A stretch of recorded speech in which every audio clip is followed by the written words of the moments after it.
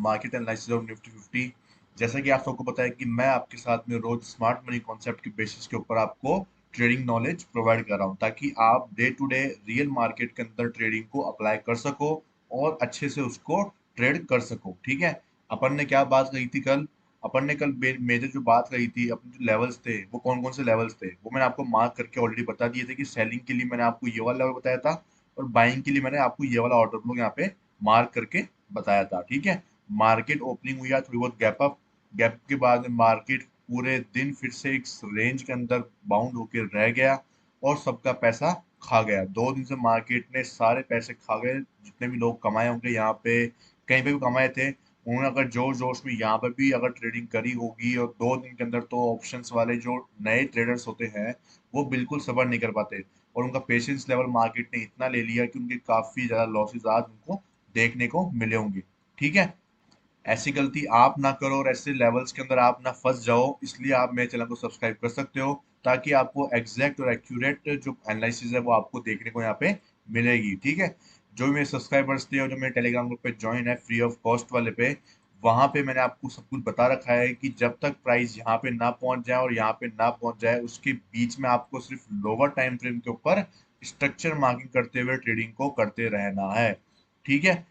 और बात कर लेते हैं कि अपना जो मार्केट है कल का वो किस डायरेक्शन में जा सकता है। मेजरली अपन को उसके बारे में डिस्कस करना ज्यादा जरूरी है। तो मुझे ऐसा लगता है कि मार्केट एक बार एक डिप लगाना चाहिए। मार्केट एक बार डिप लगाएगा तो जितने भी यहाँ पे जो ये सेलर्स हैं, सॉरी यहाँ पे जितने बायर्स हैं, वो सारे ट्रैप हो जाएंगे। क्यों? क्योंकि उनको अभी लगता है कि मार्केट कंसोलिडेशन रेंज में जा रहा है, और ये एक तरह का पोल और एक तरह का फ्लैग है। ठीक है। ये एक तरह का पोल और एक तरह का फ्लैग है, क्योंकि काफी लोग क्या है प्राइस एक्शन के बेसिस के ऊपर ट्रेडिंग करते हैं। ये कुछ इस टाइप का उन्होंने बना रखा होगा यहाँ पे। ठीक है। और ये उनका क्या होगा, पोल होगा यहाँ पे। ठीक है।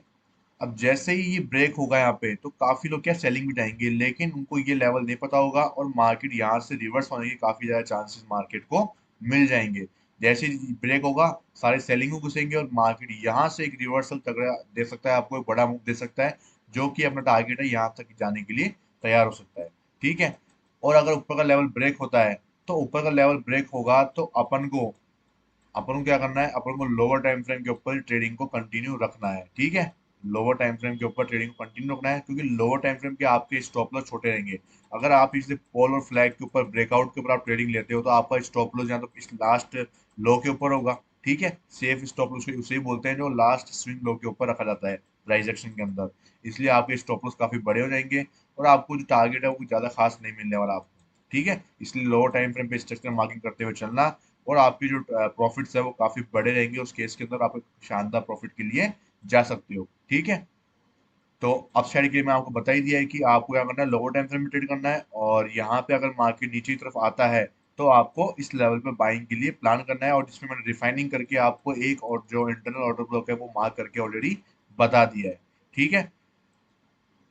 अगर मार्केट इसको ब्रेक करता हुआ नीचे जाता है, तो अपन को क्या करना है, आईडीएम का वेट करना है। जैसे ही मार्केट आईडीएम कर देगा, तो अपन को क्या करना है, एक तो अपना जो बाइंग का लेवल है वो एक तो ये वाला है। ठीक है। और दूसरा अपना ये वाला लेवल है। ये दो अपने लेवल बाइंग के लिए इंपॉर्टेंट बन जाते हैं काफी ज्यादा। ठीक है। तो अपन को क्या करना है, एक तो बाइंग करनी है यहाँ पे लोअर टाइम फ्रेम के स्टार्टिंग के ऊपर, और आपको बाइंग करनी है यहाँ पे, तीसरा यहाँ पे और चौथा यहाँ पे। ये 4 लेवल बाइंग के हैं, और सेलिंग के लिए अपने पास में इंपॉर्टेंट लेवल ये वाला है, जहाँ पे आप सेलिंग करोगे। कहाँ से करोगे आप सेलिंग? यहाँ से सेलिंग करोगे, और कहाँ तक करोगे? अगर मार्केट इसके ऊपर निकलता है तो मतलब अपना आईडीएम है वो यहाँ से शिफ्ट होकर यहाँ पे पहुंच जाएगा, तो अपन सेलिंग करेंगे वहां से, और यहाँ तक अपना आईडीएम तक सेलिंग करने वाले हैं। ठीक है। सेलिंग आपको क्या करनी है, इस लेवल पे सीधे टैप नहीं कर देनी है, आपको इसके अंदर जाना है और ऑर्डर ब्लॉक को रिफाइन करना है, क्योंकि ये 1 डे का ऑर्डर ब्लॉक है। यहाँ पे मैंने आपको जो मार्क करके दिया ये 1 डे का है। पहले आप जाना 15 मिनट के अंदर। ठीक है। उसके बाद तो ये 1 डे का ऑर्डर ब्लॉक था, इसको 15 मिनट में पहले रिफाइन करना, 15 मिनट के बाद में या 30 मिनट में रिफाइन कर लेना। उसके बाद में आप इसको 1 मिनट में रिफाइन करके एग्जैक्ट लेवल आप फाइंड आउट कर सकते हो। ठीक है। जैसे 15 मिनट में आपको एक वैलिड पुल बैक के ऊपर आपको एक ऑर्डर ब्लॉक साफ दिख रहा है यहाँ पे, जो कि अपने पास में ये वाला एक ऑर्डर ब्लॉक यहाँ पे आपको दिखाई दे रहा है। ठीक है। ये अपना क्या हो गया, इंटरनल ओबी हो गया। सॉरी, ये इंटरनल ओबी हो गया अपना यहाँ पे। ठीक है। इसको एक बार मैं क्या करता हूँ, यहाँ पे इसको लॉक कर देता हूँ। अब उसके बाद अपन देखेंगे कि यहाँ पे अपने अगर लोअर टाइम फ्रेम शिफ्ट होते हैं अपन एक बार, तो लोअर टाइम फ्रेम पे हमको क्या मिलता है यहाँ पे, ये लोअर टाइम फ्रेम पे आ गया। अब इस लोअर टाइम फ्रेम के अंदर अपने पास में एक वैलिड ओबी कौन सा है वो अपन को देखना है यहाँ पे। ठीक है, तो प्राइस हम सुबह फिर यहाँ तक गिरी, यहाँ तक गिरने के बाद प्राइस हाई बना रहा है, तो यहाँ पे लो बनाया, फिर ये हाई बनाया।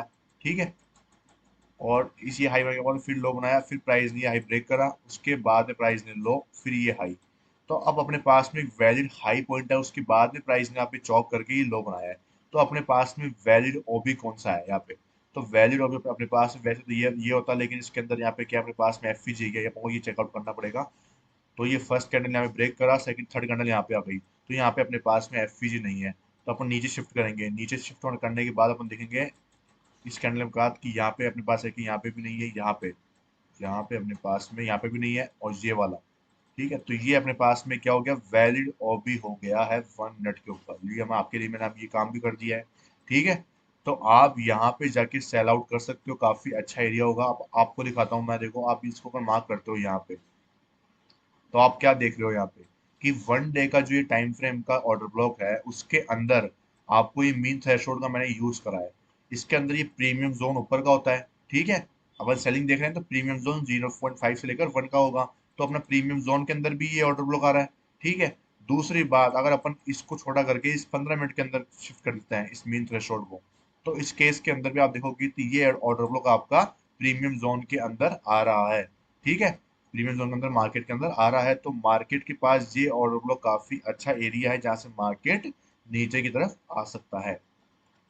ठीक है, तो इससे अपन क्या पता लगा सकते हैं कि मार्केट के पास बाइंग के लिए अपने पास में 30 सेकंड से लेकर अपने पास में कहाँ तक के एरिया है, यहाँ तक इसकी मीन थ्रेशोल्ड तक के अपने पास में जो एरिया है, यहाँ तक के अपने पास एरिया है बाइंग करने का, जो कि अपने दिखा रहा है ये 25,011-12 के आसपास दिखा रहा है ये लेवल।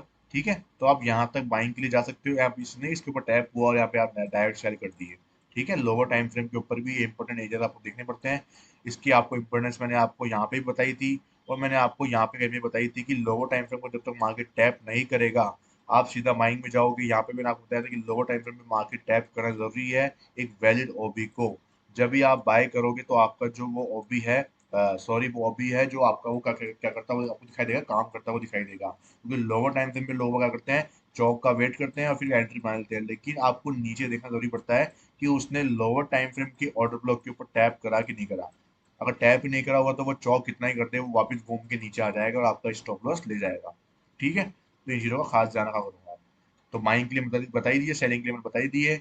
और आज के लिए इतना ही है, ज्यादा बड़ी वीडियोस नहीं होगी क्योंकि मार्केट में कुछ खास मोमेंटम नहीं आया है। मिलते हैं कल की वीडियो के अंदर, तब तक के लिए थैंक यू सो मच। और वीडियो को लाइक करके जाना, नए नए यूजर तो चैनल को सब्सक्राइब करके जरूर जाना।